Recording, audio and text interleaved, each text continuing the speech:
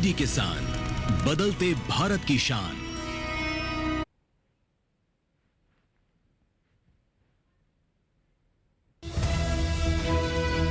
जम्मू कश्मीर में कहीं कहीं हो सकती है बर्फबारी या बारिश। खेतों से जल निकासी की व्यवस्था करें और सब्जियों को पाले से बचाएं। हिमाचल प्रदेश में कहीं कहीं शीतलहर चलने का अनुमान। यहां के कुछ हिस्सों में हो सकती है हल्की बारिश या बर्फबारी। उत्तर प्रदेश में कहीं कहीं छाया रह सकता है घना कोहरा। फसलों को ठंड से बचाने के लिए खेतों में हल्की सिंचाई और मल्चिंग करें।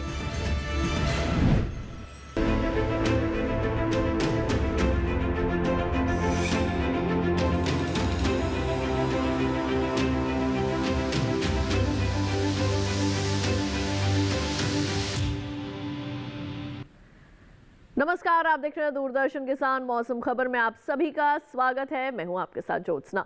मौसम खबर में जानेंगे कहां होगी बरसात, कहां रहेगा मौसम साफ, कैसी रहेगी कोहरे की स्थिति, कहां हो सकती है बर्फबारी, साथ ही किसानों के लिए देंगे कृषि सलाह भी। लेकिन आइए सबसे पहले जो है वो हम शुरुआत करते हैं मौसम अलर्ट के साथ, यानी कि मौसम विभाग द्वारा ऐसी कौन सी जगहें हैं जहां पर आपको सावधानी बरतनी है, नजर बनाए रखने की आवश्यकता है और कौन सी जगहों के लिए दी गई है चेतावनी यानी कि वार्निंग। जिसमें सबसे पहले जो है वो हम शुरुआत करेंगे।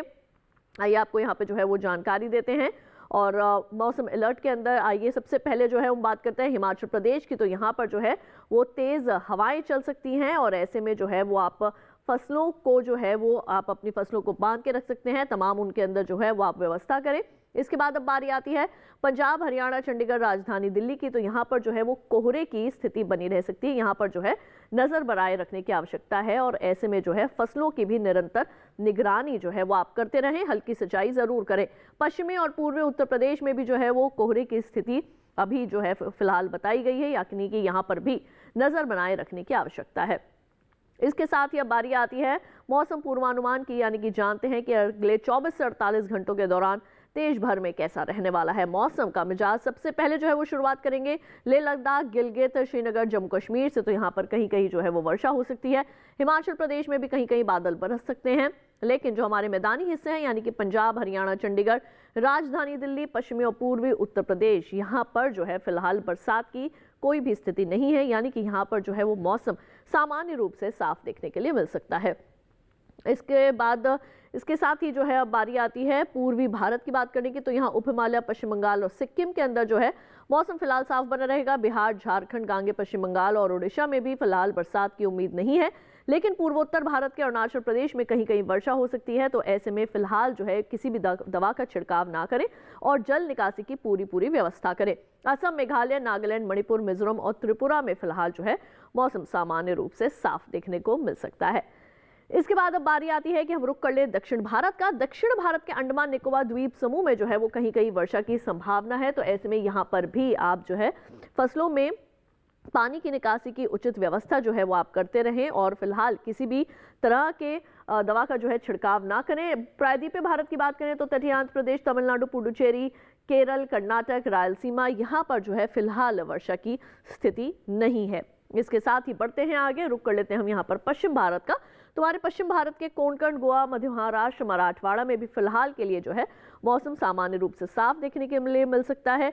गुजरात, सौराष्ट्र और कच्छ में भी फिलहाल बरसात नहीं होगी। पूर्वी और पश्चिमी राजस्थान में भी मौसम जो है वो सामान्य रूप से साफ बना रहेगा। मध्य भारत की बात करें तो पूर्वी पश्चिमी मध्य प्रदेश, छत्तीसगढ़ और विदर्भ में भी फिलहाल बरसात की उम्मीद नहीं है, यानी कि यहाँ पर भी मौसम सामान्य रूप से साफ देखने के लिए मिल सकता है। मौसम खबर में वक्त हो चला है एक छोटे से ब्रेक का। जल्द लौटेंगे वापस, कहीं मत जाइए, देखते रहिए दूरदर्शन के साथ।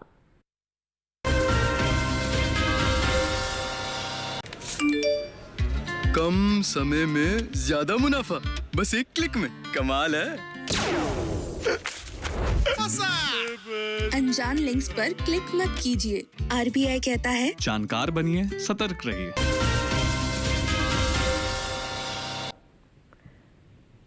ब्रेक के बाद एक बार फिर आप सभी का स्वागत है दूरदर्शन किसान के मौसम खबर में। मौसम खबर में आइए बढ़ते हैं आगे और अब बात करते हैं तापमान के हाल की, यानी कि पिछले 24 से 48 घंटों के दौरान देश भर में जो न्यूनतम और अधिकतम तापमान है, इसकी स्थिति जो है वो सामान्य रूप से किस प्रकार की देखने को मिली हमारे देश के जो कुछ राज्य हैं वहां पर, जिसमें सबसे पहले जो है वो हम शुरुआत करेंगे न्यूनतम तापमान की स्थिति के साथ। तो पश्चिमी उत्तर प्रदेश के अंदर न्यूनतम तापमान सामान्य के मुकाबले 3.1 से लेकर 5 डिग्री सेल्सियस तक कम आंका गया है और ऐसी ही न्यूनतम तापमान की स्थिति पूर्वी उत्तर प्रदेश में भी देखने के लिए मिली है। यहाँ पर भी जो है वो न्यूनतम तापमान में कमी देखने के लिए मिली है।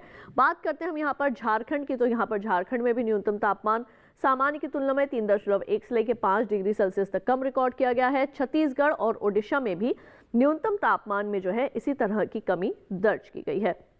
बढ़ते हैं आगे और अब यहाँ पर हम रुक कर लेते हैं दक्षिण भारत के तेलंगाना का। तो तेलंगाना में भी न्यूनतम तापमान सामान्य की तुलना में 3.1 से लेकर 5 डिग्री सेल्सियस कम आंका गया और रायलसीमा में भी इसी तरीके का न्यूनतम तापमान रिकॉर्ड किया गया है, यानी कि यहाँ पर भी न्यूनतम तापमान में कमी देखने को मिली है। पश्चिमी राजस्थान और पूर्वी राजस्थान के अंदर भी जो है वो न्यूनतम तापमान सामान्य की तुलना में 3.1 से लेकर 5 डिग्री सेल्सियस तक कम आंका गया। पश्चिमी और पूर्वी मध्य प्रदेश में भी इसी तरह की न्यूनतम तापमान की स्थिति देखने को मिली, यानी कि यहाँ पर भी न्यूनतम तापमान सामान्य की तुलना में कम रिकॉर्ड किया गया है। वहीं मैदानी इलाकों के पंजाब के अमृतसर में सबसे कम न्यूनतम तापमान 1.7 डिग्री सेल्सियस रिकॉर्ड किया गया। वहीं आपको हम दूसरी ओर बता दें कि अधिकतम तापमान की स्थिति क्या है, तो देश भर के मैदानी इलाकों में जो सबसे ज्यादा अधिकतम तापमान है वो तटीय कर्नाटक के कारवार में 35.6 डिग्री सेल्सियस दर्ज किया गया है। मौसम खबर में आइए बढ़ते हैं आगे और देश के शेष हिस्सों के अधिकतम और न्यूनतम तापमान की जानकारी लेते हैं।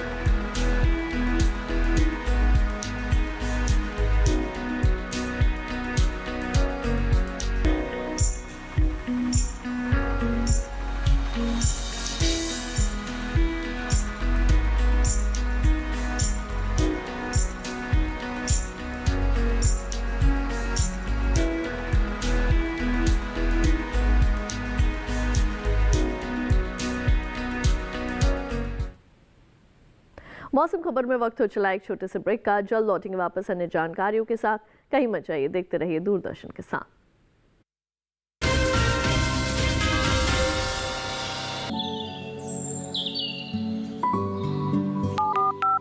हेलो, कार्यक्रम के पहले कॉलर जुड़ गए हैं उनका साथ।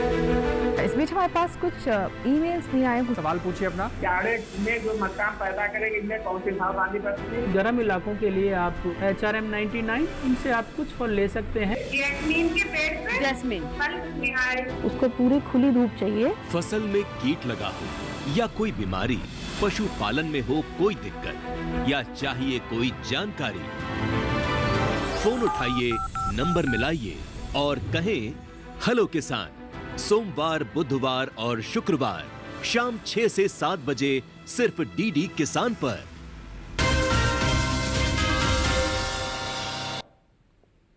ब्रेक के बाद एक बार फिर आप सभी का स्वागत है दूरदर्शन किसान के मौसम खबर में। मौसम खबर में अब बढ़ते हैं आगे और जानते हैं देश के प्रमुख शहरों की वायु गुणवत्ता का हाल, यानी कि एयर क्वालिटी हमारे देश के प्रमुख शहरों में किस प्रकार की है, ये जानना भी आपके लिए जो है वो बेहद ज़रूरी है, क्योंकि वायु गुणवत्ता की जानकारी हासिल करने के बाद ही जो है वो आप तमाम सावधानियां बरत सकते हैं। शुरुआत करेंगे राजधानी दिल्ली के साथ। 449 जो है वो यहाँ की रिकॉर्ड की गई है और काफ़ी गंभीर रूप है, और पुणे की रिकॉर्ड की गई है 100, और ये जो है किस स्थिति में आती है आप जानते ही हैं। 87 रिकॉर्ड की गई है मुंबई की, ये एक संतोषजनक स्थिति में इसकी जो है वो वायु गुणवत्ता दर्ज की गई है।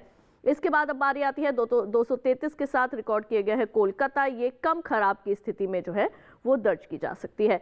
अब बढ़ते हैं आगे, बात कर लेते हैं लखनऊ की 250 की, यहाँ पर जो है वो वायु गुणवत्ता दर्ज की गई है, ये भी कम खराब स्थिति में आती है। पटना की 161 और ये जो है वो औसत की स्थिति में इसको रिकॉर्ड किया जा सकता है। वायु गुणवत्ता में बढ़ते हैं आगे, 88 है हैदराबाद की, जो कि संतोषजनक स्थिति में दर्ज की जा सकती है। इसके बाद अब जानकारी हासिल करते हैं, 124 के साथ है अहमदाबाद और ये भी हमारी जो है वो औसत की स्थिति में इसको दर्ज किया जा सकता है।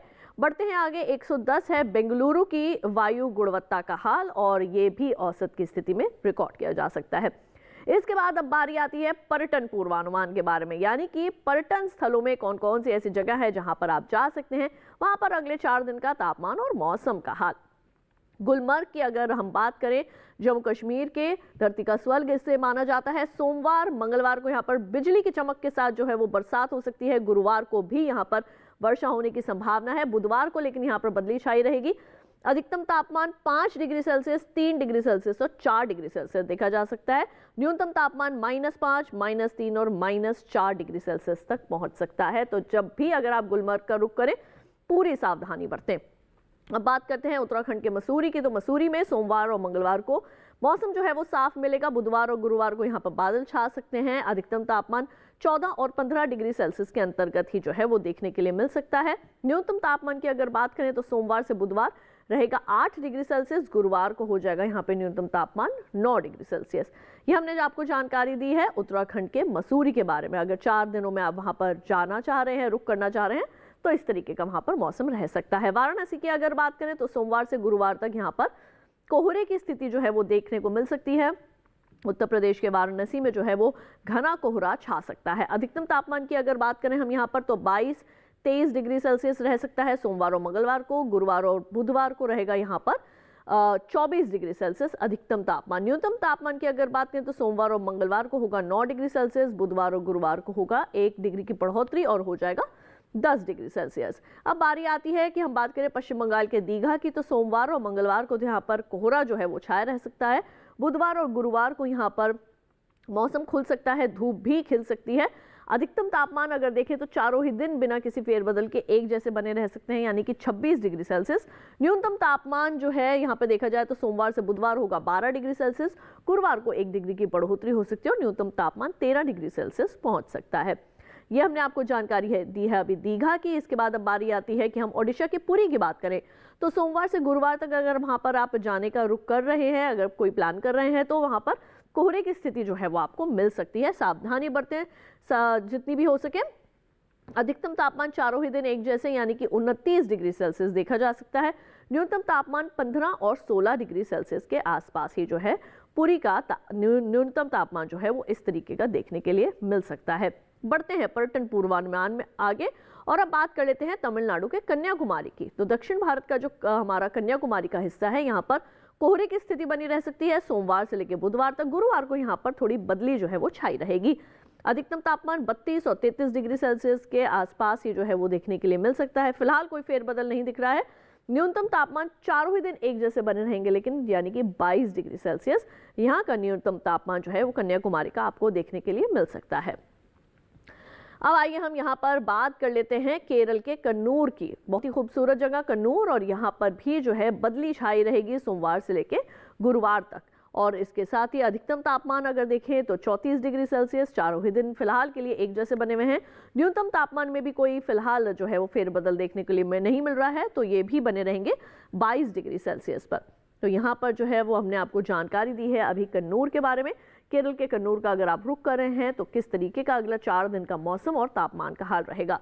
अब आइए बात कर लेते हैं गोवा के पणजी की। विश्व भर से जो है वो यहाँ पर लोग आते हैं और सोमवार से लेकर गुरुवार तक यहाँ पर जो है वो आपको धूप मिल सकती है अच्छी खासी, यानी कि वहाँ पर मौसम जो है वो आपको खुला मिलेगा। अधिकतम तापमान 33 डिग्री सेल्सियस रहेगा पणजी का, चारों ही दिन एक जैसा बना रहेगा। और न्यूनतम तापमान में भी कोई फेरबदल नहीं है, चारों ही दिन एक जैसा बना रहेगा न्यूनतम तापमान पणजी का, यानी कि 21 डिग्री सेल्सियस यहाँ का न्यूनतम तापमान रिकॉर्ड किया जा सकता है।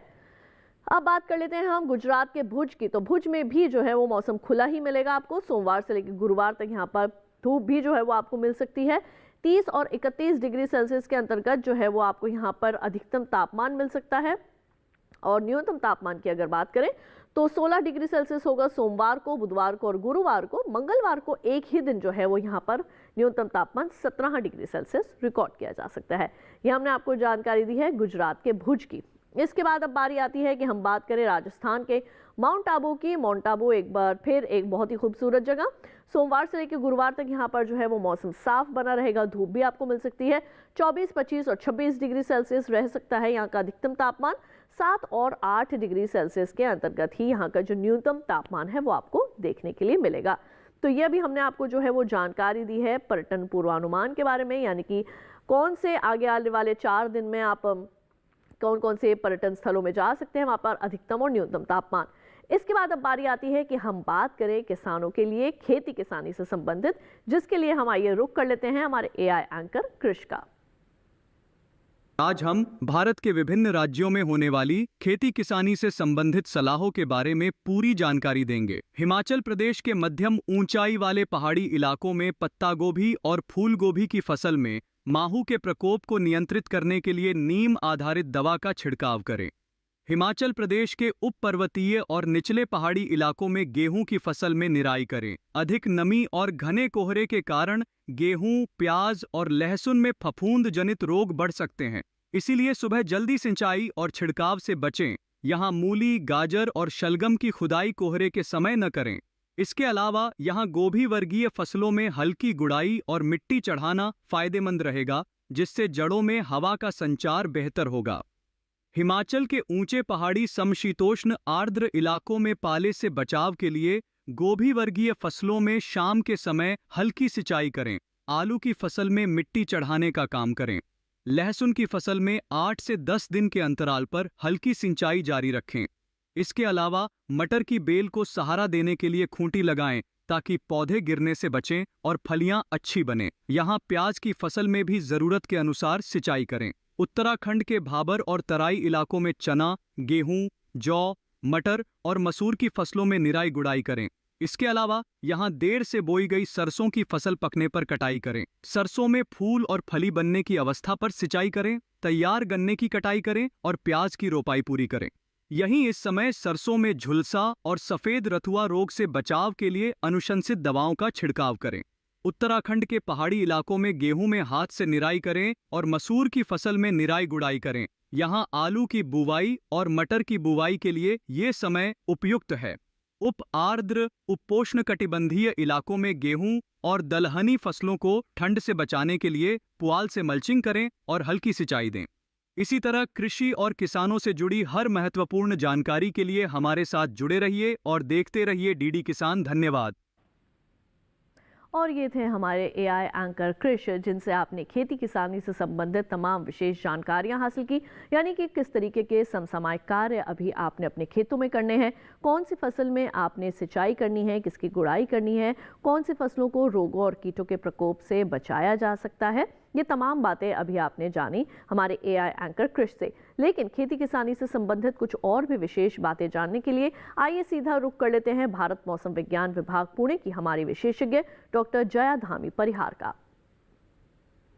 कृषि परामर्श की बात करें तो राजस्थान में परिपक्व गन्ने की कटाई तथा रबी प्याज की रोपाई करें। गेहूं और जौ में कल्ले निकलने की अवस्था में दूसरी सिंचाई तथा सरसों में फली विकास अवस्था में सिंचाई करें। जम्मू क्षेत्र में प्याज की रोपाई जारी रखें। सब्जियों की फसलों को ठंड से बचाने हेतु सरकंडा या धान के भूसे या किसी अन्य सामग्री से ढक दें। मटर, गेहूं और सरसों में आवश्यकता अनुसार सिंचाई करें। बिहार में प्याज के पौधों की रोपाई करें। आलू की फसल में मिट्टी चढ़ाकर पौधों को सहारा प्रदान करें। झारखंड में कम तापमान एवं नमी की कमी से बचाव हेतु सब्जियों के खेत में सिंचाई करें। 25 से 30 दिन पुरानी आलू की फसल में मिट्टी चढ़ाने का कार्य करें। उत्तर प्रदेश में टमाटर और प्याज के पौधों की रोपाई करें। गेहूं को ठंड से बचाने के लिए हल्की सिंचाई करें। मटर की फसल में फूल आने की अवस्था में हल्की सिंचाई करें। आवश्यकता पड़ने पर फली बनने की अवस्था में दूसरी सिंचाई भी कर सकते हैं। गुजरात में अरंडी की परिपक्व बालियों की तुड़ाई, कपास की चुनाई तथा अरहर की कटाई जारी रखें। गन्ने की रोपाई जारी रखें। रबी फसलों और सब्जियों में मल्चिंग करें। ठंड के प्रतिकूल प्रभावों को कम करने हेतु जीरे की फसल में शाम के समय हल्की सिंचाई करें। असम में बोडो धान की रोपाई जारी रखें। गेहूं, चना और रैपसीड को आवश्यकता अनुसार सिंचाई प्रदान करें। और ये थी भारत मौसम विज्ञान विभाग पुणे की विशेषज्ञ डॉक्टर जया धामी परिहार, जिनसे आपने बहुत ही ज़्यादा यहाँ पर जानकारियाँ हासिल की एकदम डिटेल में कि किस तरीके से जो है वो आपने अपनी फसलों का जो है वो रखरखाव करना है, कौन सी फसल की आपने सिंचाई करनी है, किस फसल में आपने निराई गुड़ाई करनी है, किस तरह से ठंड के प्रकोप से आप अपनी फसलों को बचा सकते हैं। ये तमाम जानकारियाँ अभी आपने यहाँ हासिल की। इसके साथ ही अब आइए बढ़ते हैं आगे और अब बात कर लेते हैं आज की फसल की। किसान भाइयों बहनों, आज हम बात करने वाले हैं धनिया के बारे में। जी हाँ, धनिया की बुआई का समय चल रहा है और धनिया की बुआई जो है वो दो चीज़ों के लिए की जाती है, एक तो पत्ती के लिए और एक दूसरा इसका प्रयोग किया जाता है बीज के तौर पर भी।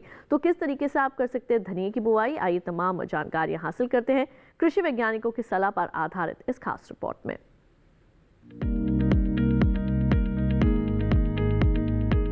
धनिये की खेती के लिए दोमट मिट्टी सबसे अच्छी मानी जाती है। इसे अच्छे जीवांश युक्त भारी भूमि में भी उगाया जा सकता है। खेत में जल निकासी का उचित इंतजाम जरूरी है।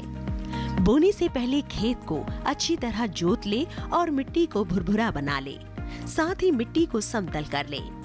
आखिरी जुताई में 100 से 120 क्विंटल प्रति हेक्टेयर की दर से गोबर की खाद मिला दे। बीज की मात्रा बुआई और सिंचाई की दशा पर निर्भर करती है।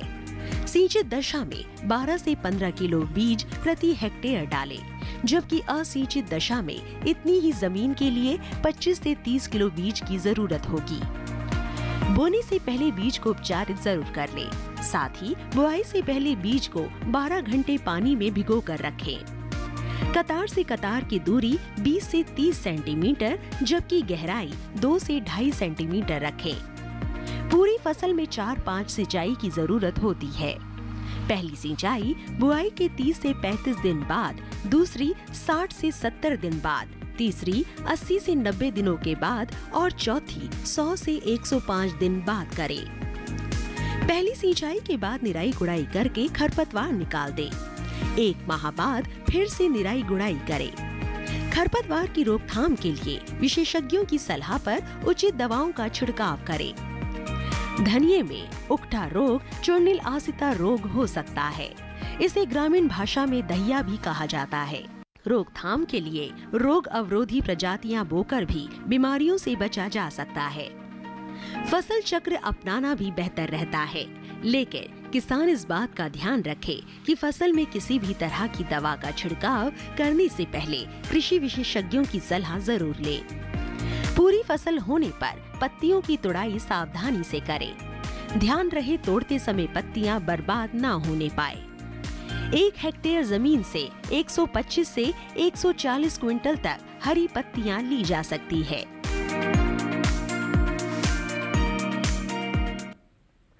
तो अभी आपने धनिये की बुआई से संबंधित तमाम विशेष जानकारियां हासिल की विस्तार से कि किस तरीके से आपने करनी है धनिये की बुआई, कौन कौन से ऐसी मुख्य बातें हैं जिनको ध्यान में रखना है। इसके साथ ही आइए चलते चलते एक बार फिर से नजर डाल लेते हैं आज की सुर्खियों पर। जम्मू कश्मीर में कहीं कहीं हो सकती है बारिश या बर्फबारी। खेतों से जल निकासी की व्यवस्था करें और सब्जियों को पाले से बचाने के लिए मल्चिंग करें। हिमाचल प्रदेश में कहीं कहीं शीतलहर चलने का अनुमान। यहां के कुछ हिस्सों में हो सकती है हल्की बारिश या बर्फबारी।